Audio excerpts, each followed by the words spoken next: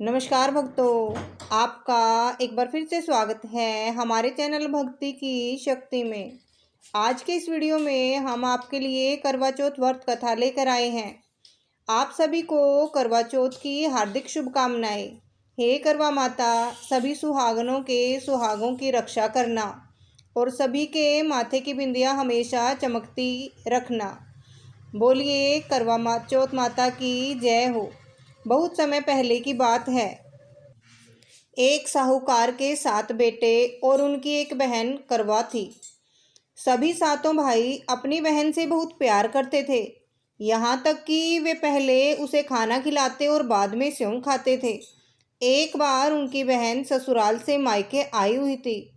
शाम को भाई जब अपना व्यापार व्यवसाय बंद कर घर आए तो देखा उनकी बहन बहुत व्याकुल थी।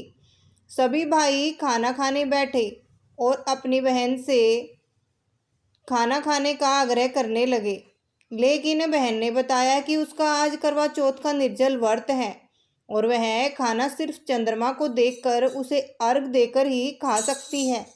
क्योंकि चंद्रमा अभी तक नहीं निकला है, इसलिए वह भूख प्यास से व्याकुल हो उठी है।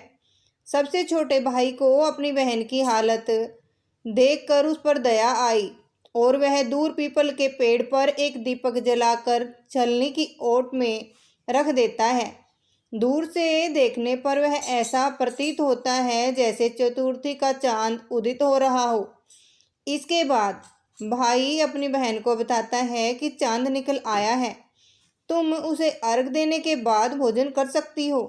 बहन खुशी के मारे सीढ़ियों पर चढ़कर चांद को देखती है, उसे अर्घ देकर खाना खाने बैठ जाती है। वह पहला टुकड़ा मुंह में डालती है तो उसे छींक आ जाती है और दूसरा टुकड़ा डालती है तो उसमें बाल निकल आता है, और जैसे ही तीसरा टुकड़ा मुंह में डालने की कोशिश करती है तो उसके पति की मृत्यु का समाचार उसे मिलता है। वह बौखला जाती है। उसकी भाभी उसे सच्चाई से अवगत कराती है कि उसके साथ ऐसा क्यों हुआ। करवा चौथ का व्रत गलत तरीके से टूटने के कारण देवता उससे नाराज हो गए हैं और उन्होंने ऐसा किया है। सच्चाई जानने के बाद करवा निश्चय करती है कि वह अपने पति का अंतिम संस्कार नहीं होने देगी और अपने अस्तित्व से उन्हें पुनर्जीवन दिलाकर रहेगी। वह पूरे 1 साल तक अपने पति के शव के पास बैठी रहती है, उसकी देखभाल करती है। उसके ऊपर उगने वाली सुईनुमा घास को वह एकत्रित करती जाती है। 1 साल बाद फिर करवा चौथ का दिन आता है। उसकी सभी भाभियां करवा चौथ का व्रत रखती हैं। जब भाभियां उससे आशीर्वाद लेने आती हैं तो वह प्रत्येक भाभी से यम सुई ले लो, पिए सुई दे दो, मुझे भी अपनी जैसी सुहागन बना दो, ऐसा आग्रह करती है। लेकिन हर बार भाभी उसे अगली भाभी से आग्रह करने का कह चली जाती है। इस प्रकार जब छठे नंबर की भाभी आती है तो करवा उससे भी यही बात दोहराती है। यह भाभी उसे बताती है कि चूंकि सबसे छोटे भाई की वजह से उसका व्रत टूटा था, अतः उसकी पत्नी में ही शक्ति है कि वह तुम्हारे पति को दोबारा जीवित कर सकती है। इसलिए जब वह आए तो तुम उसे पकड़ लेना और जब तक वह तुम्हारे पति को जिंदा न कर दे उसे नहीं छोड़ना।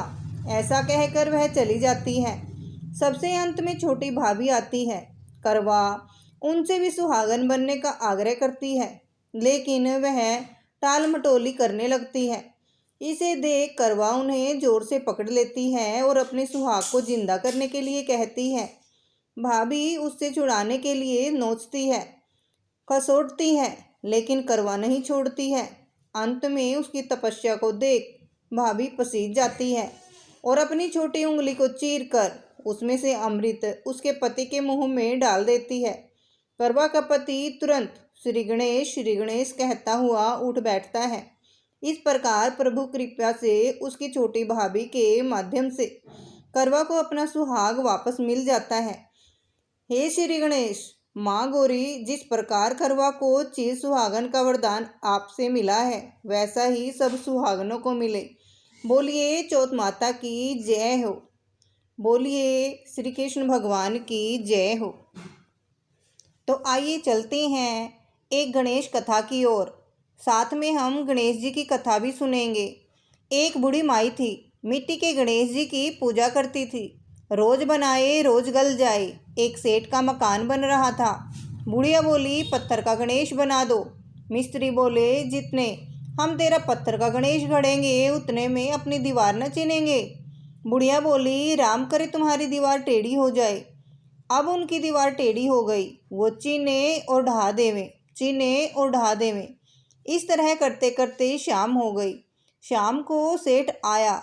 उसने कहा, आज कुछ भी नहीं किया। वो कहने लगे, एक बूढ़ी माई आई थी। वो कह रही थी, मेरी पत्थर का गणेश गढ़ दो। हमने नहीं गढ़ा तो उसने कहा, तुम्हारी दीवार टेढ़ी हो जाए। तब से दीवार सीधी नहीं बन रही है। बनाते हैं और ढा देते हैं। सेठ ने बुढ़िया बुलवाई। सेठ ने कहा, हम तेरा सोने का गणेश गढ़ा देंगे, हमारी दीवार सीधी कर दो। सेठ ने बुढ़िया को सोने का गणेश गढ़ा दिया। सेठ की दीवार सीधी हो गई। जैसे सेठ की दीवार सीधी ही की वैसे सबकी करना। जय गणेशाय नमः। बोलिए गणेश भगवान की जय हो। बोलिए चौथ माता की जय हो। राधे राधे, जय श्री कृष्णा। ऐसी ही आध्यात्मिक कथाएं और रोचक कथाएं सुनने के लिए हमारे चैनल को सब्सक्राइब करें और वीडियो को लाइक और शेयर जरूर करें। हे करवा माता, सभी सुहागनों पर दया बनाए रखना, सबके माथे की बिंदिया चमकाए रखना। राधे राधे, जय श्री कृष्णा।